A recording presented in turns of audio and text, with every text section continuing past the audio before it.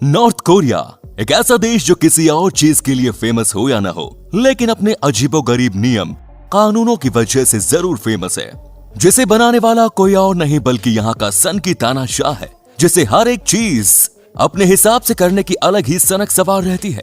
अब जाहिर सी बात है, जो इंसान अपने देश पर इतने सारे नियम कानून लगाएगा वो अपनी बीवी को तो छोड़ेगा नहीं। और यही कारण है कि नॉर्थ कोरिया के तानाशाह किम जोंग उन की बीवी को बहुत से ऐसे रूल्स फॉलो करने पड़ते हैं जिनके बारे में कोई साधारण महिला सोच भी नहीं सकती। तो वो नियम क्या है और किस तरह की पाबंदियां किम जोंग उन अपनी बीवी पर लगाता है, चलिए जानते हैं। Name change. वैसे तो शादी के बाद एक महिला का अपना सरनेम चेंज करना कोई बड़ी बात नहीं, हालांकि कई सारी महिलाएं ऐसा भी नहीं करती हैं। पर जब बात एक सन की तानाशाह की बीवी की आती है तो आपको बता दें कि यहाँ केवल सरनेम ही नहीं बदलता, बल्कि रिसोल जू का पूरा नाम ही बदल दिया गया। और अब किसी को नहीं पता कि इनका पहला नाम क्या था। और इस बात को रहस्य रखने के लिए किम जोंग उन ने अपनी बीवी का सारा पुराना डेटा या तो मिटा दिया या अपने पास रख लिया, ताकि दुनिया उन्हें सिर्फ किम जोंग उन की बीवी रिसोल जू के नाम से ही जाने, क्योंकि किम जोंग उन बिल्कुल भी नहीं चाहते कि कोई भी इनकी बीवी की शादी से पहले वाली जिंदगी के बारे में कुछ भी जान सके। नॉर्थ कोरिया में रहने वाले लोगों को ये तक नहीं पता कि रिसोल जू का जन्म कहाँ हुआ था और वो शादी से पहले क्या करती थी। यानी कि किम जोंग उन ने अपनी बीवी की पुरानी जिंदगी इतिहास के पन्नों से पाड़कर फेंक दी। Next is pregnancies.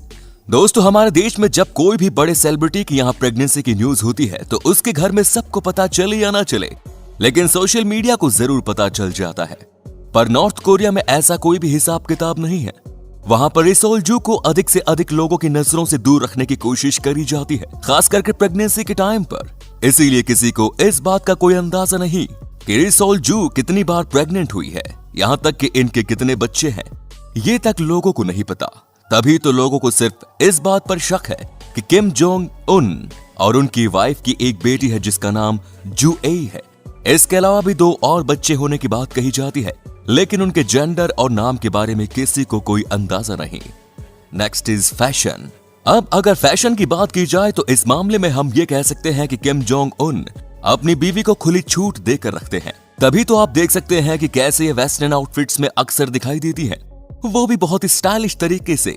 यही कारण है कि पिछले कुछ सालों में जब जब रिसोल जू लोगों के सामने आई तब इन्होंने अपने बेहतरीन फैशन सेंस से लोगों को हैरान किया। अब जैसे कि आप किम जोंग उन और उनकी वाइफ का चाइना विजिट ही देख लीजिए।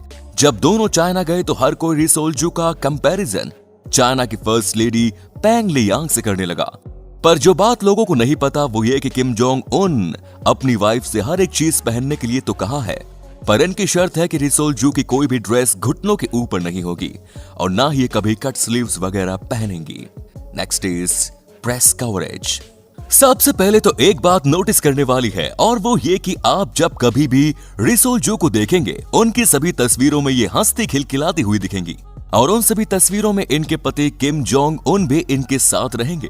यानी कि आप इनकी कोई भी ऐसी तस्वीर नहीं देखेंगे जिसमें ये अकेली हो, जिसका सबसे बड़ा कारण यह है कि पहली बात तो इन्हें लोगों से दूर रखने की कोशिश करी जाती है और दूसरी बात इन्हें सिर्फ अपने पति के साथ ही बाहर जाने की इजाजत है, उसके अलावा भी ये कहीं भी अकेले नहीं जा सकती। इसीलिए जब कभी भी आप इन्हें देखेंगे अपने पति के साथ उनके पीछे खड़े देखेंगे। वैसे एक बात ये भी सच है कि जितनी भी तस्वीरें आप किम जोंग उन या फिर उनके फैमिली वगैरह की देखते हैं वो सिर्फ इसलिए देख पाते हैं क्योंकि उन्होंने खुद उन तस्वीरों को लोगों के सामने रखा, वरना तो वहां पर कोई भी यूं ही तस्वीरें खींचकर पब्लिक नहीं कर सकता। उसके लिए सरकार की इजाजत लेनी बहुत जरूरी है और अगर कोई ऐसा करता है तो ना सिर्फ उसे बल्कि पूरे परिवार को इसकी सजा मिलती है। And the last, wedding. दोस्तों, जिस तरह हाई प्रोफाइल सोसाइटी के मेंबर्स की शादी होती है जहां एक एक चीज बिल्कुल रॉयल तरीके से करी जाती है, ऐसा कुछ भी आप किम जोंग उनकी शादी से उम्मीद नहीं लगा सकते, क्योंकि नॉर्थ कोरिया में शादी को लेकर कई सारे नियम बनाए गए हैं जिनमें से कुछ का पालन तो खुद रिसोल जू को भी करना पड़ा। असल में दोस्तों, नॉर्थ कोरिया में अधिकतर लोगों की शादी बहुत ही छोटे पैमाने पर होती है और जो ये नया जोड़ा होता है उसे अपनी शादी के दूसरे दिन काम पर जाना होता है। और अगर हम रिसोल जू की बात करें तो ये किसी भी तारीख को अपनी शादी नहीं कर सकती, बल्कि इन्हें या तो 15 अप्रैल को अपनी शादी करनी थी या फिर 16 फरवरी को। और यही वो 2 तारीख है जब किम जोंग उनके फादर और ग्रैंडफादर का जन्मदिन होता है। इसीलिए ये इन दोनों दिनों से ज्यादा शुभ और अच्छा दिन किसी और को नहीं मानते। तो दोस्तों आज के लिए बस इतना ही। उम्मीद है आपको ये वीडियो पसंद आई होगी। अगर हाँ तो इस वीडियो को लाइक कीजिए, शेयर कीजिए और चैनल को सब्सक्राइब कीजिए। धन्यवाद।